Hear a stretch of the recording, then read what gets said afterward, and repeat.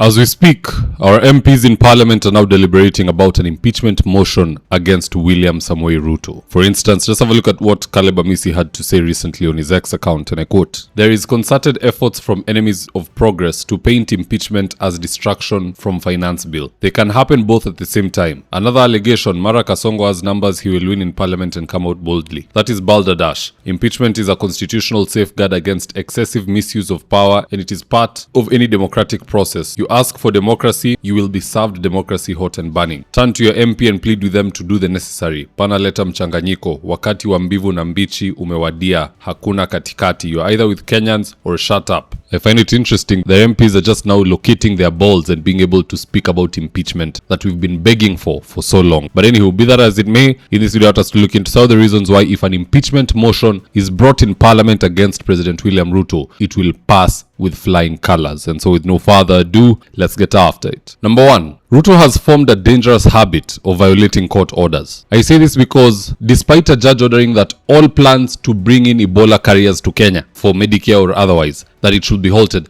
they still went through and brought it into Laikipia County. In fact, here's the first batch arriving.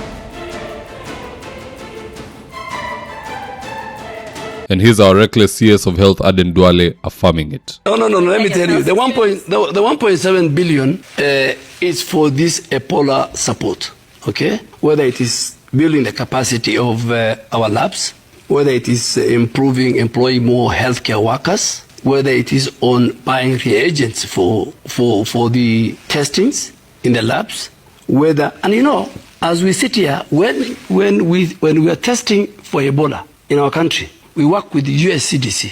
Cambridge is one of our lead labs, okay? So working with the US CDC is our take home from this Ebola nonsense. This in and of itself should attract a jail time. Forget impeachment. It should also come with a jail time of nothing less than 20 years each for William Ruto and Aden Duale. Because how do you swear an oath? Both of them took an oath to protect the people of Kenya. Alafu uende unaenda unachukua ugonjwa, hata si kwa inchi jirani, ni ile inchi kando ya jirani wa jirani, analeta ugonjwa yake hapa. Ebola is no joke. You will bleed from every single entry and exit in your body. Macho itatoa damu, mapua, mdomo, masikio, kitovu, mahali unakojo, kila mahali utatoa damu, and you wither and die. Is that what we want? Something that has no cure, it has no vaccine. Even our best healthcare facilities in the world, not Kenya, have not found a cure for this thing. And I for one have a theory that it was manufactured in Congo to give these whites a reason to constantly be in Congo, pretending they're there to deal with this epidemic, but wamekuja kuiba rasilimali za Congo. Hii imetosha kuimpeach watu haraka faster sana. Second reason why Ruto's impeachment will pass with flying colors is the fact that this is redemption, especially for the Mlima Kenya MPs who impeached Gachagua. Hiyo ni number one mistake. And they voted yes for that unpopular finance bill ile watu walipigwa risasi nje ya bunge wakikula mchele ya Wetangula. They did those two egregious mistakes. Una impeach Gachagua, unapigia finance bill. Now this is their chance for redemption. Because believe you me, there's a trade-off. Not all Kenyans, but a good amount of Kenyans are willing to forgive you impeaching Gachagua, and they are willing to forgive you passing an unpopular finance bill so long as you impeach William Samoei Ruto. So some of them will be looking to make amends. They'll be looking to get in good books with the voters. It is either them or the president. That is what they'll be voting on when the impeachment motion is before them. Unapiga kuokoa rais, wewe uende nyumbani 2027, ama unapiga ufukuze rais, wewe ubaki kwa mamlaka. You choose one. And when it comes to survival, every human being will choose themselves over the neighbor so that they can stay afloat. So that is a big red flag for William Samoei Ruto. Now, the third reason why Ruto's impeachment will pass with flying colors is the fact that Kenyans are no longer in the mood for a Kalenjin presidency. Kama kuna bridge imechomwa, ni hiyo. Moi was a mistake, but we can't blame ourselves. Moi came into power through the death of Mzee Kenyatta. Ruto tulimpigia kura wenyewe, and he's an even greater mistake than Mzee Moi. So people are doing the math and they are saying this person is not business friendly. Anakuja kufinya watu, kuharibu uchumi because he's not in business. But when you have somebody from the mountain in presidency, watafinya lakini wakipuliza, sababu hao ndo landlord, hao ndo wenye mudhokinju, hao ndo wenye sijui nini na nini. They have some emotional entanglement with the economy. That is why you'll never see a Mlima Kenya president chasing all the matatus from Nairobi. Sako ni akina nani. But when you have somebody who has nothing to lose, which is the case we are seeing now, we are in danger. Let that impeachment be brought urgently. But be that as it may, guys, that's just my opinion. Do drop me your comments in the comment section below and I'll do my best to read them and to give you a response. With that, here today's ads of the day. If you're still managing rentals using notebooks and caretakers, see how Joel Karangu Maina switched to a system that runs his 76 units automatically. Every month, caretakers traveled to his office with handwritten records. Balancing the math took hours. Payments never merged and tenants never got receipts. Then Joel switched to Bomahat, Kenya's award-winning property management software. Now payments update automatically, receipts go out via SMS, and every report is just one click away. He now runs all 76 units from his phone. No chaos, no confusion. Join hundreds of landlords doing the same.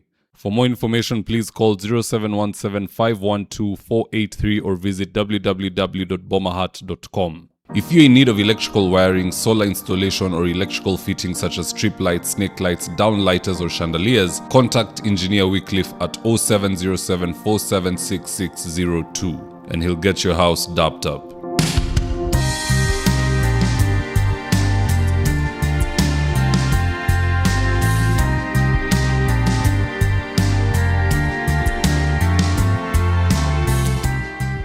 And if you're here for the first time, please go on and hit the subscribe button. And if you're watching for a different platform, just head on over to YouTube, search for David Wafula, hit the subscribe button. You're going to be getting a ton of content of this nature. If politics is something you're passionate about, this is definitely the one channel that you really need to subscribe to.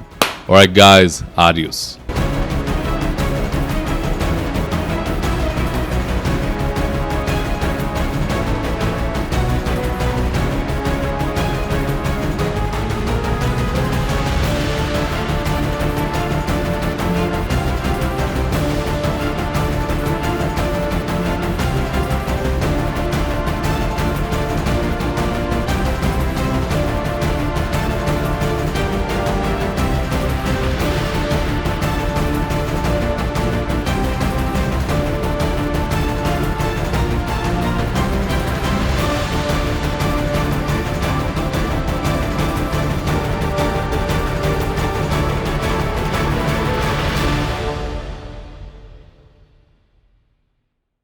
Thank you for choosing David Wafula as your primary news platform.